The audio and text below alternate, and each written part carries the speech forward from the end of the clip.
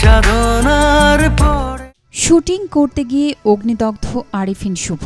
চুপিসারে shooting চলছিল আরিফিন শুভ অভিনীত নতুন সিনেমা মালিক, আর সেই শুটিংয়েই ঘটে যায় অপ্রত্যাশিত দুর্ঘটনা।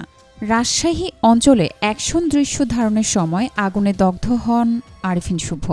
শরীরের নিচের অংশে নিয়ন্ত্রিত আগুন ব্যবহারের কথা থাকলেও শুটিং শুরু হতেই পরিস্থিতি নিয়ন্ত্রণের বাইরে চলে যায়। মুহূর্তেই আগুন লেগে যায় শুভর পায়ে এবং কয়েক সেকেন্ডের ব্যবধানে শিখা ছড়িয়ে পড়ে। ইউনিট সূত্র জানায়, আগুন লাগার সঙ্গে সঙ্গেই শুভ নিজেই আগুন নেভানোর চেষ্টা করেন, কিন্তু শিখা দ্রুত ছড়িয়ে পড়ায় তিনি ভারসাম্য হারিয়ে মাটিতে পড়ে যান। তখন ইউনিটের সদস্যরা দ্রুত এগিয়ে এসে আগুন নেভান। আগুন নেভানোর পরও তার পায়ে দগ্ধ ক্ষত রয়ে যায়। তাৎক্ষণিকভাবে তাকে হাসপাতালে নেওয়া হয় এবং প্রাথমিক চিকিৎসা দেওয়া হয়।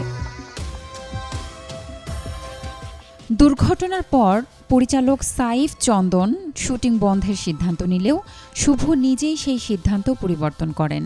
চিকিৎসা গ্রহণের পরই তিনি আবার ক্যামেরার সামনে দাঁড়িয়ে সেই দিনের নির্ধারিত সব শুটিং সম্পন্ন করেন। মালিক ছবিতে শুভর সঙ্গে অভিনয় করছেন মিম। আগামী ঈদুল ফিতরে সিনেমাটি মুক্তি দেওয়ার পরিকল্পনা রয়েছে প্রযোজনা প্রতিষ্ঠানের। সে লক্ষ্যে ডিসেম্বরেই বিদেশে একটি আইটেম গানের শুটিং করা হবে। শুধু মালিক নয়, শুভর হাতে রয়েছে আরও বেশ কয়েকটি ছবি। রায়হান রাফি পরিচালিত নূর ছবিটি মুক্তির অপেক্ষায়। এতে তার সহশিল্পী জান্নাতুল ঐশী, পাশাপাশি অনম বিশ্বাসের ঠিকানা। বাংলাদেশি শুভর সঙ্গে আছেন নুসরাত ফারিয়া। আন্তর্জাতিক অঙ্গনেও ব্যস্ত সময় পার করছেন তিনি। সম্প্রতি অভিনয় করছেন হিন্দি সিরিজ জ্যাজ সিটিতে। Desk report, B news 24।